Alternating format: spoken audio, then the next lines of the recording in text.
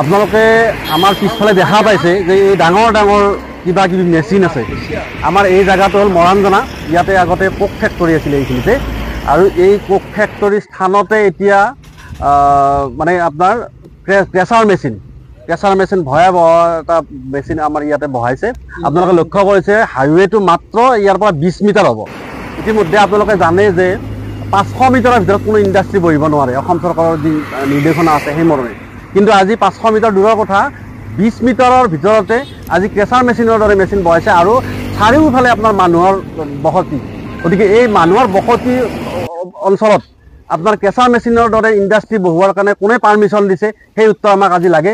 আৰু আমি কৈছোঁ যে এতিয়া বৰ্তমান মেট্ৰিক পৰীক্ষা চলি আছে, হায়াৰ ছেকেণ্ডাৰী পৰীক্ষা চলি আছে। এই সময়খিনিত আজি গোটেই ৰাতি ইয়াত কাম চলি থাকে। লোডিং আনলোডিং ডাম্পাৰৰ যি শব্দ, এই শব্দৰ ফলত ৰাতি মানুহ শুব নোৱাৰে, তাৰ আজি ষ্টুডেণ্টে পঢ়া শুনা কৰিব পৰা নাই। গতিকে এই ক্ষেত্ৰত আমি ইয়াৰ যি মালিক, এই মালিক পক্ষক আমি জনাব বিচাৰিছোঁ যে এই যি ইণ্ডাষ্ট্ৰী মানুহৰ মাজত যি পাতি লৈছে, এই ইণ্ডাষ্ট্ৰী তেওঁলোকে বন্ধ কৰিব লাগিব, অন্যথা আমি আগন্তুক সময়ত আমি ইয়াতে ভয়ংকৰভাৱে আমি আন্দোলন কৰাৰ কাৰণে আমি আগবাঢ়ি যাব লাগিব। আৰু ইতিমধ্যে আমাৰ ইতিহাস আছে যে এই স্থানত কয়লা ইণ্ডাষ্ট্ৰী আছিল, আৰু এই কয়লা ইণ্ডাষ্ট্ৰী আমি মৰাণজনা ৰাইজে লগ লাগি বন্ধ কৰিছোঁ। গতিকে আমি তেওঁলোকক জনাই দিব বিচাৰিছোঁ যে এই মানুহৰ বসতিৰ স্থলত যাতে কোনো ধৰণৰ এই ধৰণৰ যি আপোনাৰ ইণ্ডাষ্ট্ৰী বহুৱাইছে তেওঁলোকে অনতিপলমে ইয়াৰ পৰা উঠাই লৈ যাওক। আৰু ইতিমধ্যে আমাক ইয়াৰ যি মেনেজিং কমিটি আছে, মেনেজিং যিবিলাক আছে, তেওঁলোকে আমাক কথা দিছে যে তেওঁলোকে মালিকৰ লগত কথা পাতিছে, আজিৰ পৰা তেওঁলোকে কাম বন্ধ ৰাখিব। আৰু আমি এইটোও কৈছোঁ যে কাম যদি বন্ধ নাৰাখে আমি পৰৱৰ্তী সময়ত হয়তো বহু ৰাইজ আহি আমি ইয়াত আন্দোলন কৰিম। গতিকে কাম কৰিব নিদিওঁ।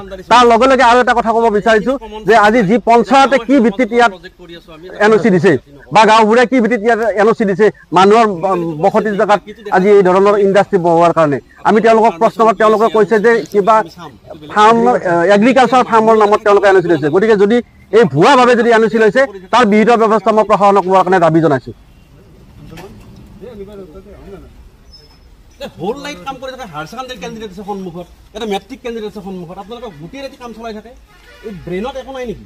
আপোনাৰ ঘৰ ৰঙিয়াত, আমি লোকেল মানুহে এই কাম আমি ক'ব নোৱাৰে নেকি মালিকক যে ৰাতি কাম নকৰোঁ? আমি পাৰে নে নোৱাৰে? পইচা লাগে নে? পইচা মেচিন বন্ধ থাকে গোটেই ৰাতি।